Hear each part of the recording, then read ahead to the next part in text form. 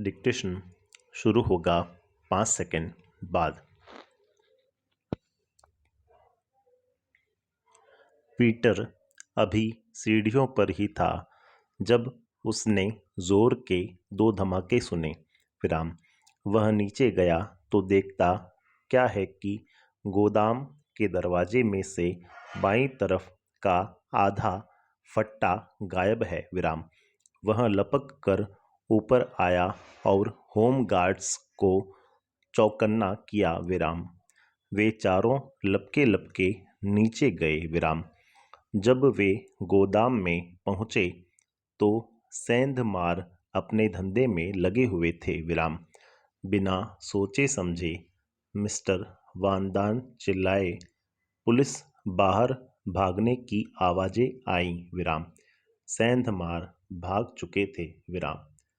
फटे को दोबारा उसकी जगह पर लगाया गया ताकि पुलिस को इस गैप का पता न चले। विराम। लेकिन अभी एक पल भी नहीं बीता था कि फट्टा फिर वापस नीचे गिरा दिया गया। विराम। पुरुष लोग सेंधमारों की ढिठाई पर हैरान थे। विराम। मिस्टर वानदान और पीटर गुस्से के मारे थरथराने लगे। विराम।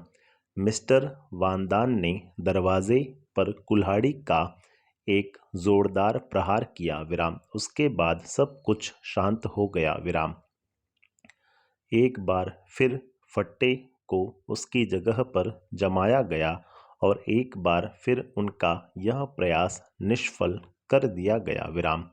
बाहर की तरफ से एक आदमी और एक औरत टॉर्च की रोशनी फेंकते दिखाई दिए। विराम।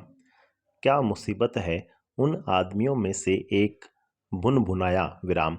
लेकिन अब संकट यह था कि उनकी भूमिकाएं बदल चुकी थीं। विराम।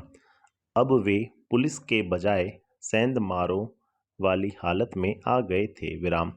चारों लपक कर ऊपर आए। विराम। डसेल और मिस्टर वानदान ने डसेल साहब की किताबें उठाईं।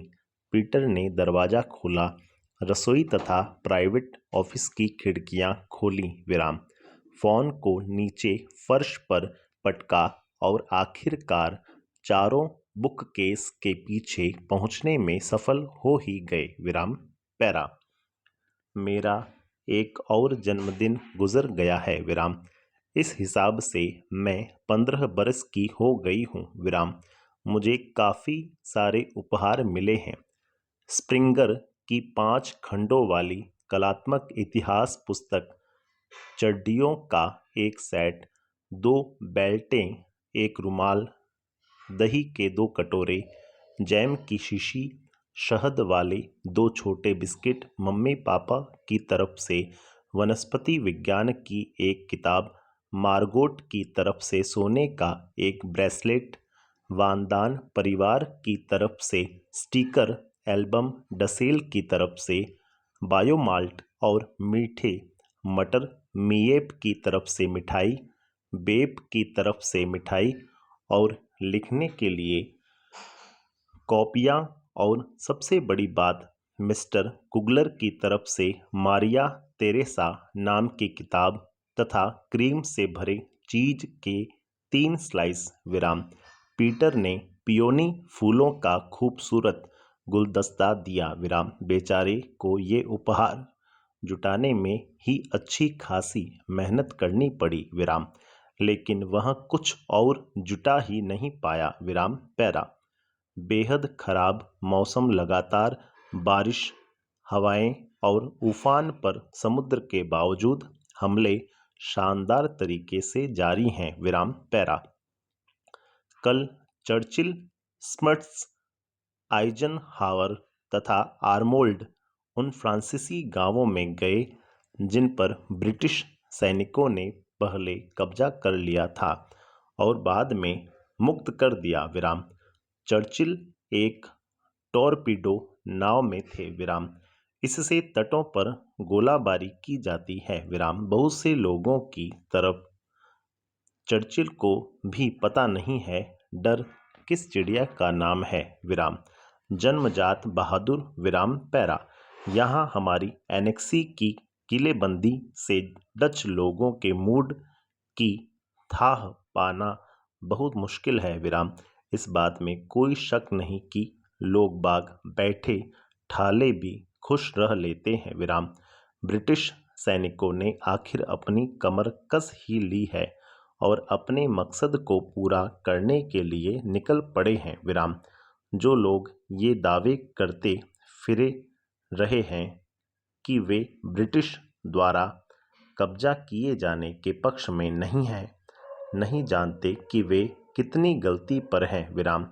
उनके तर्क का कारण इतना भर है, ब्रिटिश को लड़ते रहना चाहिए, संघर्ष करना चाहिए और हॉलैंड को आज़ाद कराने के लिए अपने शूरवीर सैनिकों की शहादत के लिए आगे आना चाहिए विराम।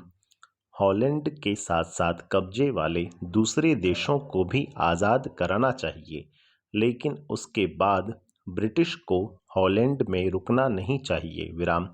इसके बजाय उन्हें चाहिए कि वे सभी कब्जे वाले देशों से हाथ जोड़ जोड़ कर माफ़ी मांगे, डच ईस्ट इंडीज़ को उसके सही हकदारों के हाथों में सौंपे और थके टूटे हारे और लूटे पिटे अपने देश ब्रिटेन में लौट जाएं विराम।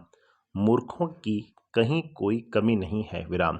इसके बावजूद जैसा कि मैंने कहा, कुछ एक समझदार डच लोगों की भी कमी नहीं है विराम। अगर ब्रिटिश ने जर्मनी के साथ शांति संधि पर हस्ताक्षर कर लिए होते तो हॉलैंड और उसके पड़ोसी देशों का क्या हाल हुआ होता विराम। उसके पास ऐसा करने के बहुत मौके मौजूद थे विराम। हॉलैंड जर्मनी बन चुका होता और तब यह होना ही समाप्ति का संकेत होता विराम। सब कुछ खत्म हो जाने का संकेत विराम पैरा। ऐसे सभी डच लोग जो अभी भी ब्रिटिश को हिकारत से देखते हैं, ब्रिटेन की खिल्ली उड़ाते हैं, उसके बुढ़ाते लॉर्डों की सरकार को ताने मारते हैं, उन्हें कायर कहते हैं, इसके बावजूद जर्मनों से नफरत करते हैं, एक अच्छा खासा सबक सिखाने के लायक हैं विराम। उनकी जमकर मरम्मत की जानी चाहिए, तभी हमारे जंग लगे दिमाग खुलेंगे विराम। उनमें जोश आएगा विराम पैरा। मेरे दिमाग में हर समय इच्छाएं, विचार, आरोप तथा डांट फटकार ही चक्कर खाते रहते हैं विराम। मैं सचमुच उतनी घमंडी नहीं हूँ जितना लोग मुझे समझते हैं विराम। मैं किसी और की तुलना में अपनी कई कमज़ोरियों और खामियों को बेहतर तरीके से जानती हूँ विराम। लेकिन एक फ़र्क है, मैं जानती हूँ कि मैं खुद को बदलना चाहती हूँ, बदलूंगी और काफ़ी हद तक बदल चुकी हूँ विराम पैरा। तब ऐसा क्यों है, मैं अपने आप से यह सवाल पूछती हूँ कि लोग मुझे अभी भी इतना नाक घुसेड़ू और अपने आप को 30 मार्का समझने वाली क्यों मानते हैं। क्या मैं वाकई अक्खड़ हूँ? क्या मैं ही अकेली अक्खड़ हूँ या वे सब ही हैं? यह सब वाहियात लगता है, मुझे पता है विराम। लेकिन मैं ऊपर लिखा ये आखिरी वाक्य काटने वाली नहीं विराम। ये वाक्य इतना मूर्खतापूर्ण नहीं है जितना लगता है विराम। मुझ पर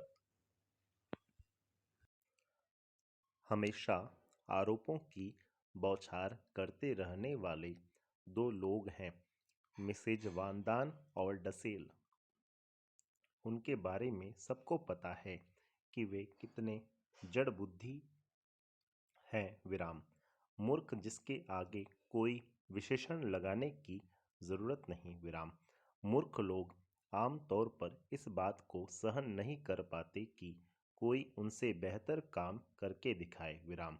और इसका सबसे बढ़िया उदाहरण ये दो जड़मती मिसेज वांदान और मूर्खाधिराज डसेल हैं विराम। मिसेज वांदान मुझे इसलिए मूर्ख समझती हैं क्योंकि मैं उनके जितनी बीमारियों की शिकार नहीं हूँ। संपूर्ण विराम।